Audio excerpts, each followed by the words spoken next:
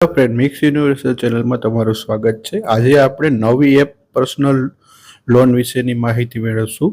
Personal loan, જો તમારી પાસે પૈસા ન હોય અને તાત્કાલિક લોનની જરૂર હોય તો તમે નવી એપ પરથી ઇન્ટરેસ્ટ લોન લઈ શકો છો। નવી એપ પરથી તમે 5,000 રૂપિયાથી લઈ વધુમાં વધુ 1 લાખ રૂપિયા સુધીની પર્સનલ લોન લઈ શકાય છે। નવી એપ પર્સનલ લોન પર લાગુ વ્યાજ દર વપરાશકર્તાની પાત્રતા અને ક્રેડિટ ઇતિહાસ પર આધારિત છે। આ એપ પરથી લઘુત્તમ દસ્તાવેજો સાથે લોન લઈ શકાય છે, જે આધાર કાર્ડ અને પાન કાર્ડ પર આધારિત છે। સામાન્ય રીતે તમે લોનનો પ્રારંભિક વ્યાજ દર વાર્ષિક 9.9% છે।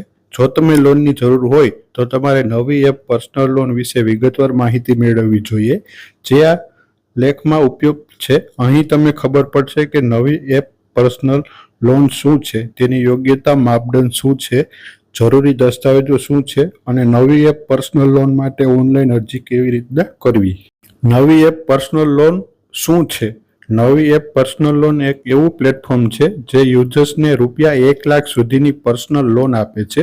ત્વરિત લોન લેવા માંગતા વપરાશકર્તાઓને શૂન્ય પ્રોસેસિંગ ફી અને ન્યૂનતમ દસ્તાવેજો સાથે તેમની જરૂરિયાત મુજબ લોન મેળવવા માટે આ એપ્લિકેશનનો ઉપયોગ કરી શકે છે। અમે તમને જણાવી દઈએ કે આ લોનની ચૂકવણી અવધિ મહત્તમ 6 વર્ષ સુધીની છે અને જો તમે પાત્ર છો તો તમને 10 મિનિટમાં હોમ લોન, ગ્રાહક લોન અથવા વાહન લોન જેવી વ્યક્તિગત લોન મેળવી શકો છો। નવી એપ પર્સનલ લોનનો વ્યાજ દર શું રહેશે તેના વિશેની માહિતી જોઈએ તો નવી ફિનસર્વ પર્સનલ લોન પર પ્રારંભિક વ્યાજ દર માત્ર 9.9% છે અને વધુમાં વધુ 45% સુધી જઈ શકે છે।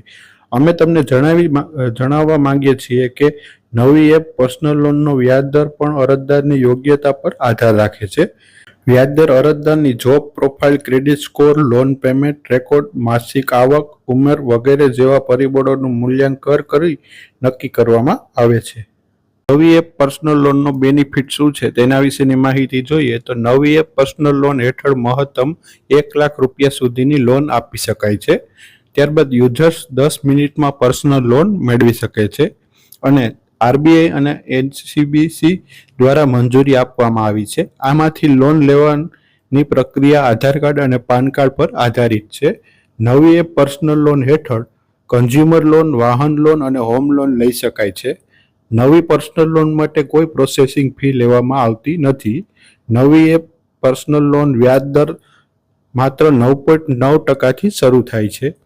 ત્યારબાદ જોઈએ તો નવી એપ પર્સનલ લોન પાત્રતા માપદંડ શું હોય છે। નવી એપ પર્સનલ લોન મેળવવા માટે ખાતરી કરો કે તમે નીચેના પાત્રતા માપદંડમાં આવવા જોઈએ તે મહત્વનું છે। ખાતરી કરો કે તમે અનિવાર્યપણે ભારતીય નાગરિક હોવા જરૂરી છે। તમારી ઉંમર મહત્તમ 21 વર્ષથી વધુ અને 65 વર્ષથી વચ્ચે હોવી જોઈએ। તમારી પાસે આવકનો અમુક સ્ત્રોત હોવો જોઈએ, એટલે કે તમે કામ કરતા અથવા બિનકાર્યકારી અરજદાર હોવા જરૂરી છે। ખાતરી કરો કે તમારી પાસે બધા કેવાયસી દસ્તાવેજો ઉપલબ્ધ હોવા જોઈએ। કેવાયસી દસ્તાવેજોમાં તમે જોઈએ તો આધાર કાર્ડ, પાન કાર્ડ જેવી વગેરે કેવાયસી જરૂરી હોવા જોઈએ। ત્યારબાદ તમારો સિબિલ સ્કોર 650થી વધુ હોવો જોઈએ। ત્યારબાદ તમારી વાર્ષિક આવક મહત્તમ 3 લાખથી વધુ હોવી જોઈએ। ત્યારબાદ જોઈએ તો નવી એપ પર્સનલ લોન માટેના જરૂરી દસ્તાવેજો। પહેલું છે આધાર કાર્ડ, બીજું સરનામાના પુરાવો, ત્રીજું પાન કાર્ડ, ચોથું ઈમેલ આઈડી, પાંચમું બેંક સ્ટેટમેન્ટ, છઠ્ઠું પગાર કાપલી, સાતમું મોબાઈલ નંબર અને આઠમું એક સેલ્ફી ફોટો અપલોડ કરવાનો રહેશે। ત્યારબાદ જોઈએ તો નવી એપ પર્સનલ લોન કેવી રીતના લેવી તેના વિશેની માહિતી જોઈએ તો જો તમે પર્સનલ લોનની જરૂર હોય અને નવી એપ પર્સનલ લોન લેવી હોય તો તમે નવી એપ પર્સનલ લોન ઓનલાઈન અરજી કરી શકો છો। આ માટે તમે નીચે આપેલા સ્ટેપ બાય સ્ટેપ ફોલો કરવાના રહેશે। તેની માહિતી જોઈએ। સૌપ્રથમ પહેલા તમે પ્લે સ્ટોર પર જઈ શકો છો અને ત્યારમાં નવી એપ એપ્લિકેશન ડાઉનલોડ કરવાની રહેશે। એપ્લિકેશન ડાઉનલોડ કર્યા પછી તેને ખોલો અને આધાર કાર્ડ સાથે લિંક કરેલ મોબાઈલ નંબર દ્વારા એકાઉન્ટ બનાવવાનું રહેશે। ત્યારબાદ એકાઉન્ટ બનાવ્યા પછી લોન સેક્શન પર જવાનું રહેશે અને પર્સનલ લોન વિકલ્પ પર ક્લિક કરવાનું રહેશે। ત્યારબાદ એક અરજી ફોર્મ ખુલશે। અહીં પૂછવામાં આવેલ તમામ જરૂરી માહિતીઓ અને વિગતો દાખલ કરવાની રહેશે।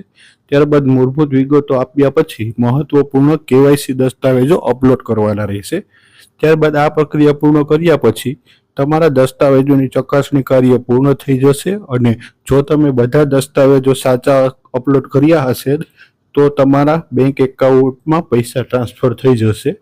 તેમજ આ લોન એપ્લિકેશન વિશેની કોઈ અન્ય માહિતી જોતી હોય તો અમારા કોમેન્ટ બોક્સમાં કોમેન્ટ કરો. હવે અમને રજા આપશો. જય હિન્દ, જય ભારત.